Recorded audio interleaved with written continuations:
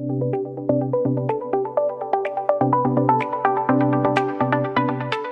really lovely to be here. I'm Laura. I am indeed the Senior Director of AI at the Tony Blair Institute. I was originally a particle physicist. I did 3 years in quantitative finance, where I learned that I really don't like working where there's no actual mission to improve the world. I ran a medtech company for 10 years, and then COVID hit, and I ended up, largely as a result of too much wine, working in 10 Downing Street for 4.5 years.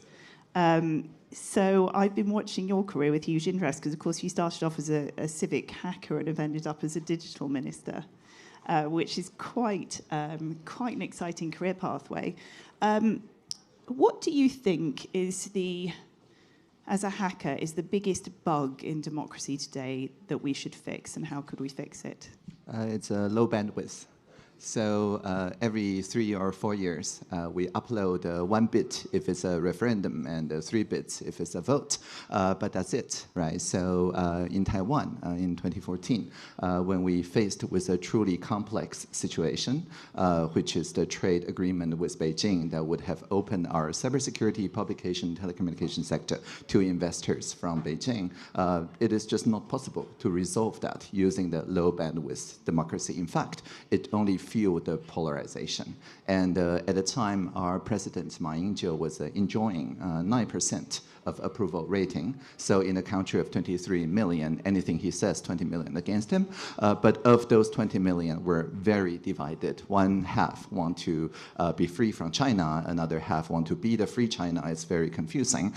And we ended up resolving this issue by occupying the parliament physically, non-violently for 3 weeks. And we say we're not protesting against the old form of democracy. We're demonstrating that we can get 500,000 people on the street and many more online, and using AI systems, at the time not language models, but k-means clustering, to understand across the ideological differences. And after 3 weeks, we did converge on a set of what to expect from trade agreements, and the head of parliament simply say, okay, the people's crowdsourced ideas are better. And that's the very rare moment in Occupy's history where we converged rather than diverged. That's absolutely fascinating. I mean, we sort of see similar problems worldwide, really. One of the first pieces of AI I built in government was a piece called Consult, and it was supposed to synthesize public opinion. You know, in the UK, we do 800 consultations a year, roughly. But my reflection on it was we built this system. It replaced about £100 million of analyst time in going through everybody's feedback and results. But we were fixing the wrong problem, because government consultations do not, in fact, tell you what the public thinks and wants and needs. They tell you what lobbyists think and want and need. So the idea that government needs to do a much better job of figuring out democratic engagement, I think, really resonates with me. Interesting to see if you managed to increase the frequency. Do you have a plan? Yes. So the high bandwidth form of democracy, which I refer to as plurality, uses online polarization, which is an abundant energy in today's world, as fuel. I call it a geothermal engine. So if you look at the more antisocial corners of social media, like X.com, you see a very high ppm, polarization per minute, which creates a fog of war that makes it almost impossible to enter into a real conversation, because even though we subscribe to the same people, the algorithm figure out our one tiny bit of difference and then to engage us through enragement, right? So the plan, as you were asking, was that to reverse that sign. Instead of making the most outrageous extreme positions viral, how about let's just make the most bridging voices viral? So in time when we deploy that sort of system, what we call plurality systems, for broad listening, not just consultation, but also for closing the loop, so people can co-create, draw red lines on, for example, how AI should enter society. And do you think that process of plurality itself actually moves people's opinions at the same time? Because you would expect it to influence the system as well as listening to the system? Yeah, definitely. So let me use a very concrete example. 2 years ago in Taiwan, we saw a surge in what's called a deep fake fraud advertisements. So chances are on Facebook, if you scroll, you see Jensen Huang, the Taiwanese NVIDIA CEO, talking to you saying that I have investment advice or I have a cryptocurrency or something like that. And if you click, Jensen actually talk to you. It sounds just like Jensen, but of course it's not him. It is a deepfake clone that's running on NVIDIA GPU. And because of that, many people lost millions. And so in Taiwan, in Asia, we're the most free in terms of internet freedom. So we cannot censor anything. Instead, we send through the official number 111, SMS, text message to 200,000 random numbers around Taiwan, asking what should we do together. And it turned the individual helplessness and outrage into collective action. People chiming with their idea. And we chose 447 people, a mini public, statistically the same ratio as our wider polity, in table of 10 virtually. Each person look at 9 other people and come up with idea. And the rule is very simple. If you convince the other 9 people, your idea bubble up. If you don't, well, it doesn't, right? So one table say, if people lost $5 million to an unsigned advertisement on Facebook, Facebook should pay for that $5 million. Joint liability, good idea. Another table said TikTok at the time did not have a Taiwan office. So if they ignore our liability rule, what to do? Well, every day they ignore us, slow down their video by 1%. Again, very good idea. And so none of this look at the content is not censorship. And we show that 85% of this mini public support this bundle of ideas. The other 15 can live with it. And so that was 2 years ago. And so in July that year, everything became law. And then throughout last year, it's just conclusively solved. There's just no deepfake ads anymore. It's down by more than 94% according to Reuters. So the point here is that the people can be fast enough if you get people in small groups and amplify the plurality, not the outrage, not the extreme voices. It's absolutely fascinating. We faced a similar problem before the last election in the UK where on Facebook were very similar adverts, the Prime Minister Rishi Sunak advertising cryptocurrency. And the Conservative government had quite a different response. The party put out an AI Rishi Sunak bot on their own website that you could ask it to speak to people, you could get it to do messages. So unfortunately it wasn't highly secure and people managed to get it to give some very interesting messages.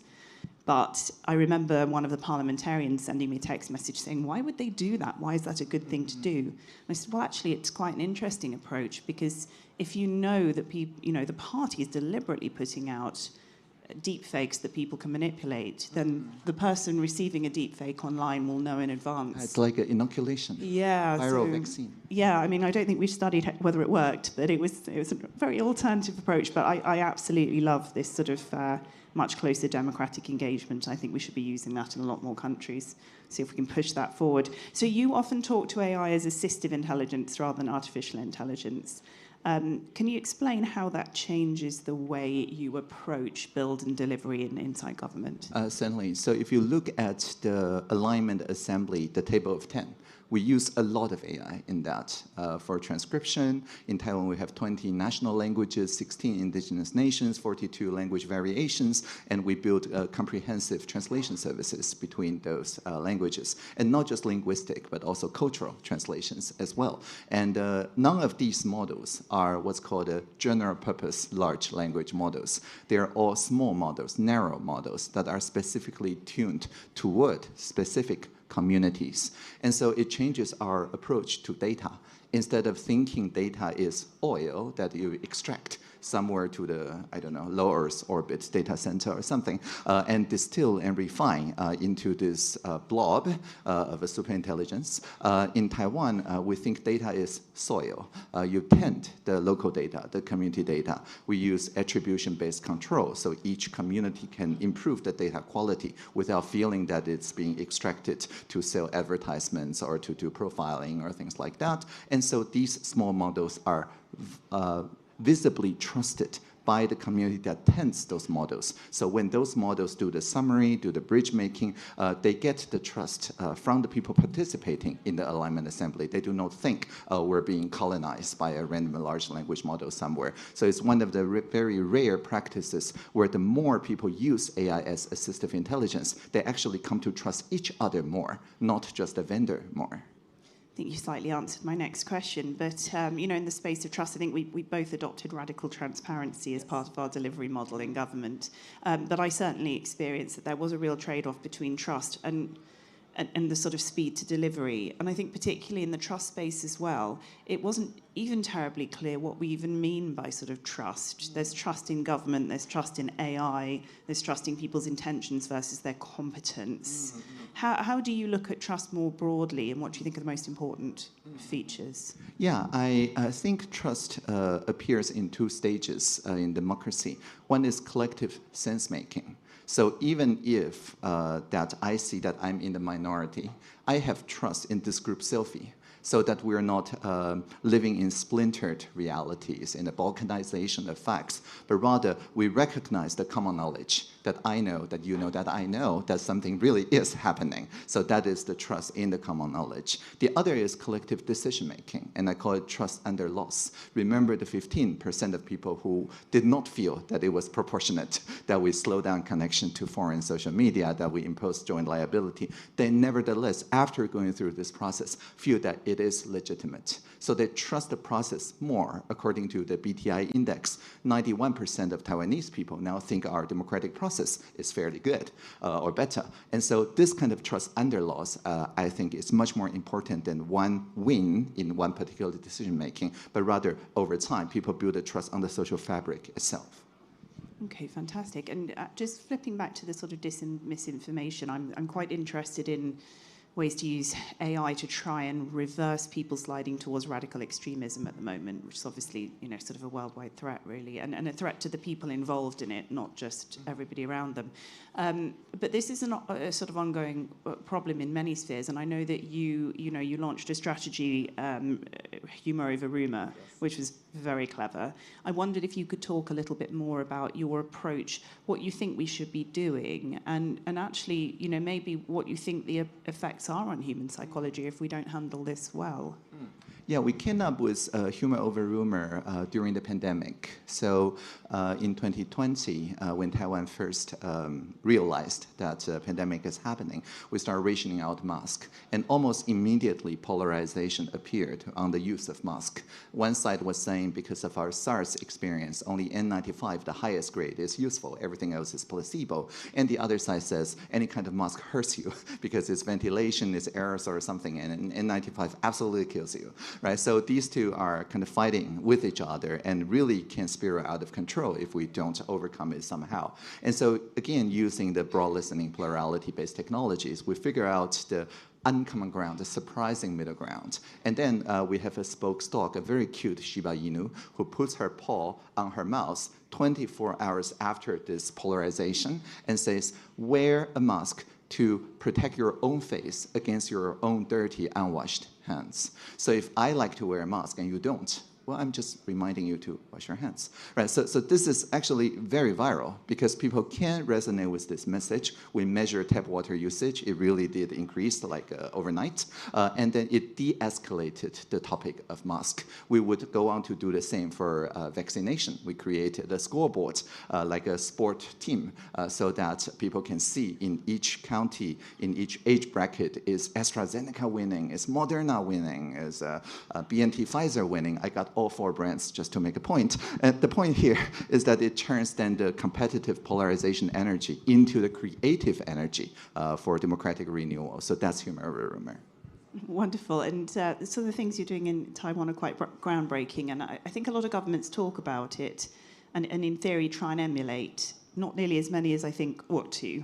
But what do you think? When does that go well, and when do people sort of adopt your policies badly? What not to do?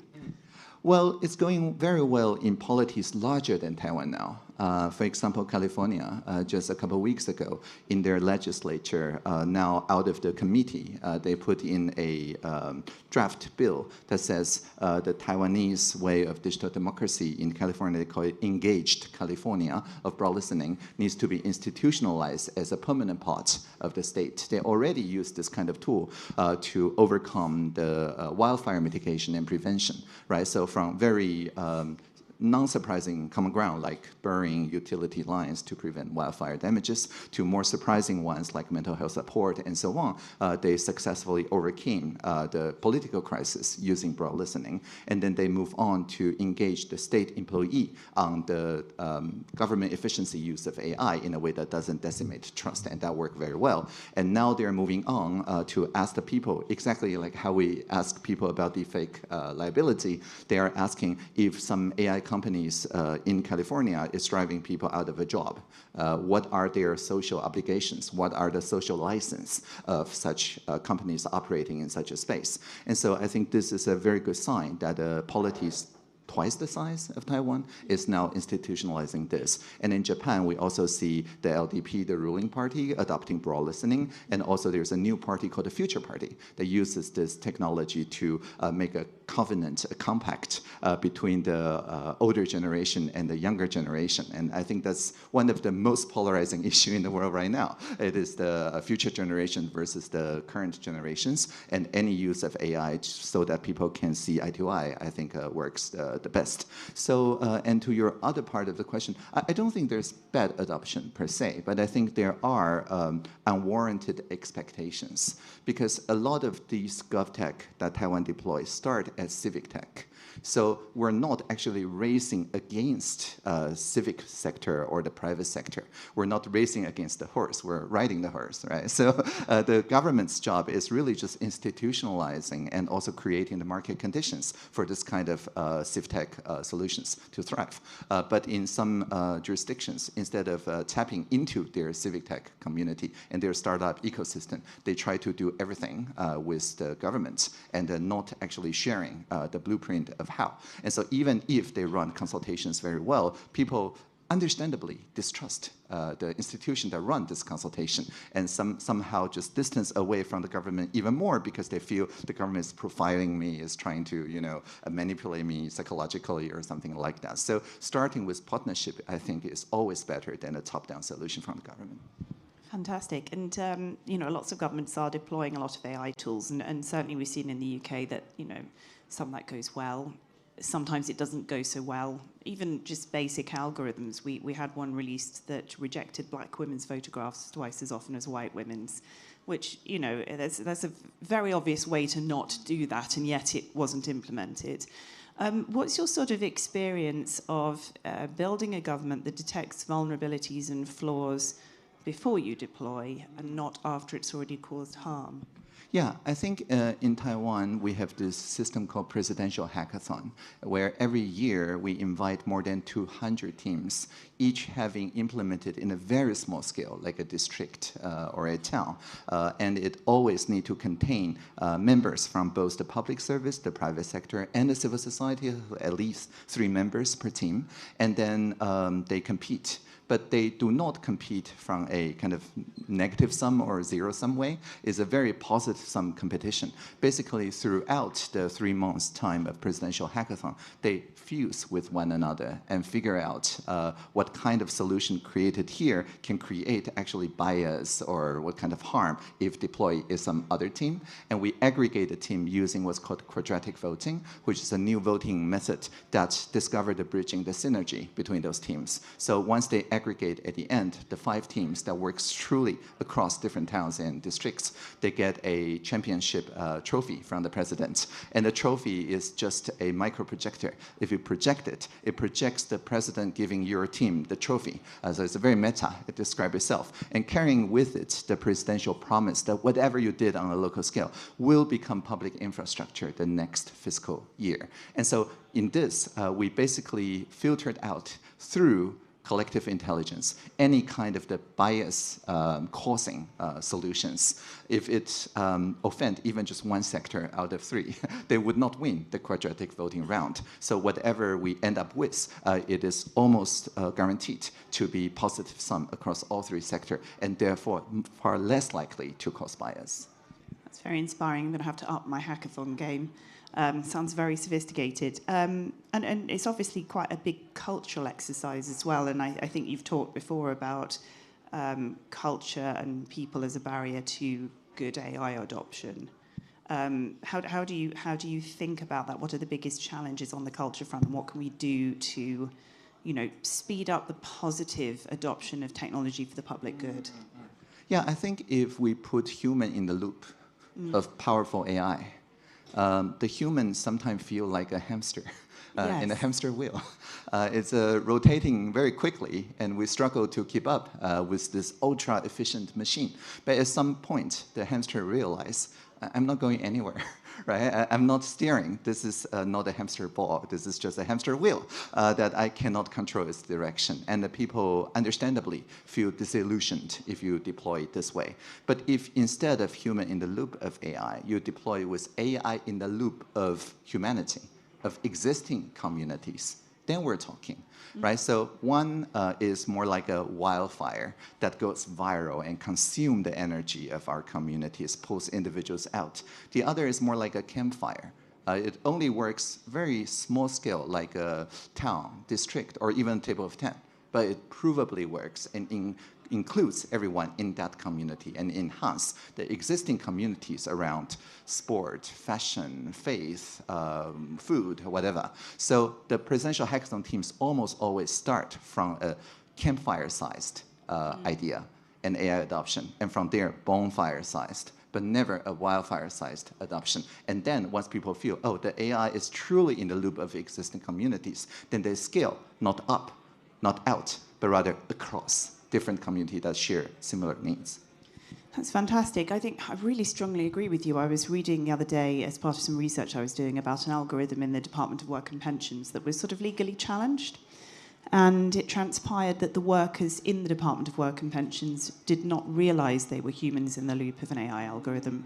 Nobody had told them why they were receiving certain cases, and which is obviously sort of the opposite of what we want to happen when we're building AI solutions to help government decision-making. It's very much the other way around. The system will say, well, why are you trying to solve this policy problem? What are you optimizing for? Before helping you think it through, which is so much more powerful and respects, I think, where we want to be in the world as well. So, okay, fantastic. So if you are advising a government, they've got 90 days and they want to deliver one really effective improvement for public services using artificial intelligence or broader technologies, what would you advise them to do? Yeah, and this is, for me, not a hypothetical scenario because I traveled to 28 countries in the past year. I change time zone every week to answer a question like this. Last time when I was in Germany, their disruptive innovation agency, the Sprint, asked me precisely this question because they also have now a new digital and state modernization ministry. And so I say, oh, it's very easy. You just spend a month of that 90 days to ask a very simple question to the entire country of Germany, what sucks? So anything that they find is less than satisfactory in everyday government service delivery, it could be about, I don't know, the train schedule or something like that. And you make sure you deploy the sense-making technology, the use language model to close the loop. Previously, when we run consultations, we can only publish a summarized response. But now, using language models, you can really tell that person, because of these 5 things you said, this is exactly the trajectory to change. And you can explain to them in precisely the language and culture and ideology that they prefer. So for the first time in the history of administration, we can have symmetric bandwidth between broadcasting and broad listening. And if you spend 30 days to really do that, you will find, surprisingly, there's just so many low-hanging fruit that you can do like right now and to bolster your support. And then you run a regular Taiwan-inspired presidential hackathon in the next 60 days to get them solved.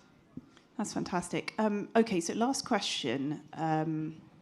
You talk about being a good enough ancestor, which I think is very, very powerful as an idea. Is there anything on your risk radar at the moment that you're thinking this is a thing that many governments are doing or society are doing that we will regret and really struggle to undo? Yeah, I think the good enough ancestor, the emphasis is on enough. Because for many people designing systems, it's very tempting to think that we need to achieve the perfect optimization answer and be a perfect ancestor. But as we all know, premature optimization is the root of all evil. And in this particular case, the evil is that then we take away the adaptability.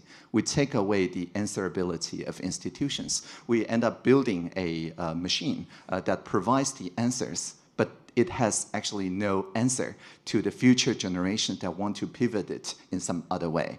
So it has no answerability, it only has this simulacrum, synthetic form, ersatz form of answer. And if we use this kind of perfect machine as a oracle to subsidize away our democratic judgment, then we are in a place of no return. Because for every part of our democratic muscle that we delegate to such perfect machines, it will be like, we go into the gym. We want to exercise our muscle. We want to make friends. And suddenly, we see a scoreboard on the gym, and we want to be perfect, achieve the optimization. So we start sending our robotic doubles to the gym. And the robots start exercising on behalf of us using our gym membership card. And they're very good. They can lift a lot of weight. They place number one. But of course, our muscle atrophy, and also we lose friends, right? So just don't do that. That's a great analogy, although if it gets me out of the gym. Look, this has been very inspiring to me, and it's really broadened the way I think about a lot of aspects of government policy, and particularly the way that we could radically improve the way we engage people and broader groups of people worldwide in the future of democracy, which I think currently is one of the biggest challenges we're facing. So I'm really inspired, and you are now my new favourite person in AI. Given how busy you are, we really, really appreciate you being here. Absolutely fascinating. Thank you so much for your time. It's a very good trip of 11,000 kilometers, and I enjoy every part of it. Thank you. Thank you so much.